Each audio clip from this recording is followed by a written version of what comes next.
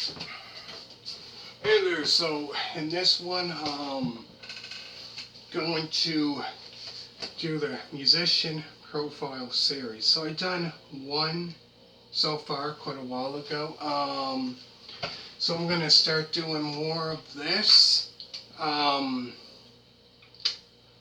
I done one Tommy Bolin. So this one I'm gonna do is Terry Kath of Chicago. Um, Say one of, probably one which you think about great musicians, guitar players, that is, great, guitarist. People think of Jimi Hendrix, people think of Stevie Ray Vaughan, probably, Eddie Van Halen, nobody really mentions Terry, like a lot of people don't mention Terry Kath, which he's like, I would say probably one of the best guitar players. Probably one of the best guitar players, and amazing singer. Um, Amazing, great. The way he plays is unbelievable. Definitely great singer. I found with him, he has that kind of soulful voice. He kind of sounds a little bit like Ray Charles, his voice. He has that soulful voice for Chicago. Um, So Terry Kath was born Terry Allen Clark on January 31st, 1946 in Chicago, Illinois, U.S. He was a lead guitar player for Chicago from 1967 when they formed to 1978. So he's been with them for 11 years. So Terry Kath was one of Jimi Hendrix's favorite guitarists. He's one of his favorite, because I heard that Jimi Hendrix, this probably would have been 69, I heard that even Jimi Hendrix said that Terry Kath is even a better guitar player than he is. Unbelievable the way he plays. Um, so yeah, very interesting. Jimi Hendrix favorite guitarist would be Terry Kath. He is unbelievable. Like, his playing is unbelievable. Probably one of the best that ever played. So the years he achieved in music is from 1963 till 1978. So he played for 15 years. So he actually started, Terry actually started playing guitar in ninth grade. So in ninth grade, he would have been, 14? I think 14. So that would have been 1960 when he started playing guitar. So some of his influence that would have been back then, were the Ventures, Jimmy Smith, Dick Dale, and Howard Roberts. And then probably later on, around the late 60s, 70s, or whatever, later on, his other influences were George Benson, Kenny Burrell, Mike Bloomfield, Eric Clapton, definitely Eric Clapton, and obviously Jimi Hendrix. So Terry Kath was considered as Chicago's band leader and best guitar soloist in his vocals. So definitely in his vocals, you can definitely hear that soulful voice.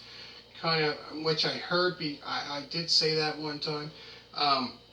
Mentioned his voice is his soulful voice is reminds me of Ray Charles.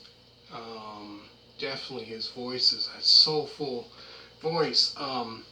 Definitely when you hear, say, like, trying to think, 25 or 60, like some of the songs that he sings, it's like, definitely you can hear that soulful voice for sure. Definitely for sure, I find when I listen to that era of Chicago, the 70s. Um, Definitely for sure. So, like I said, best guitar soloist and his vocals. So it ranges from like jazz, the music that he plays on jazz. You can definitely hear that kind of jazz kind of style in Chicago's music, as well as some of their stuff, as well as hard rock influence, made Chicago's early sound.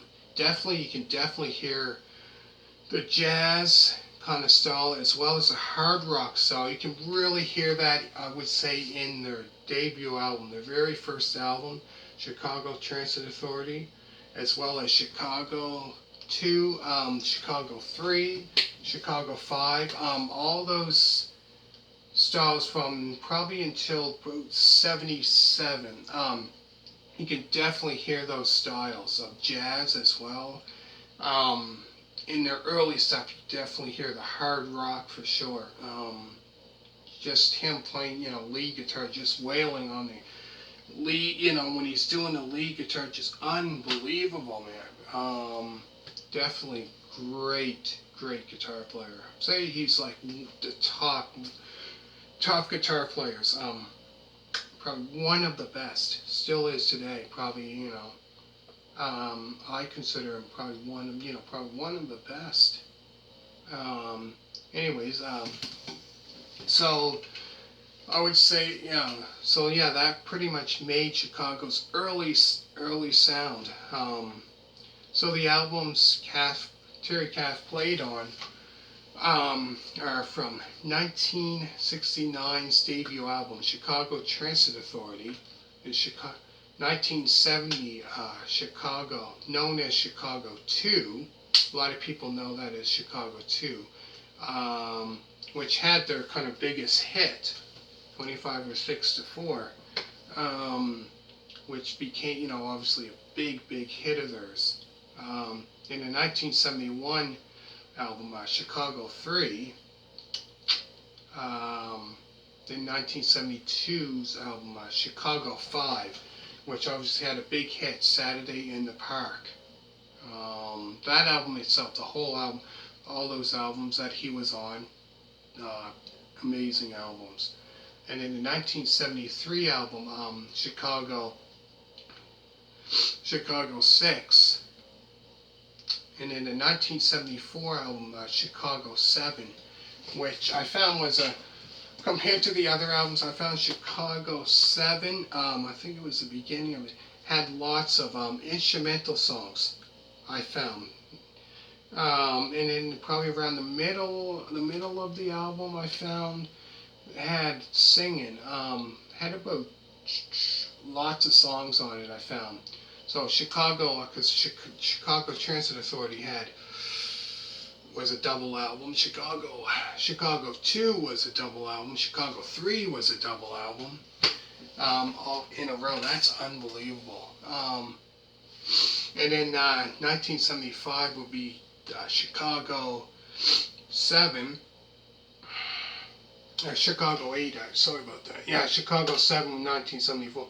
Chicago 5, when 1975, Chicago 8 came out. That had songs like Old Days. That was a great album. I really liked that album. Then 1976 came around with Chicago 10 with the song If You Leave Me Now. And I found around that time, I think the band was going in a different direction compared to their music before, but I really enjoyed that album. That was, compared to the early stuff, it wasn't like, I still consider it a really good album. And then the last album with them, was the 1977 album, Chicago 11, which would be the last studio album with them. And then he was on Chicago at Carnegie Hall in 1971, and Chicago 9, which would be Chicago's Greatest Hits in 1975. And then the very last will be Chicago, I believe that's Chicago 24, which would be live in 1975, which actually I believe came out like in the 2000s, sometime in the 2000s. Even though it was recorded in 1975. But yeah, I considered him like like kind of like a guitar man, a guitar hero, guitar god. The way he plays, the way he sings, definitely early Chicago. If you heard Chicago and you heard their 80s, definitely you need to check out, I would say, from 69 until 77. If you never heard any of those early Chicago, man, great stuff. Anyways, hopefully you enjoyed it. Make sure to hit a thumbs up.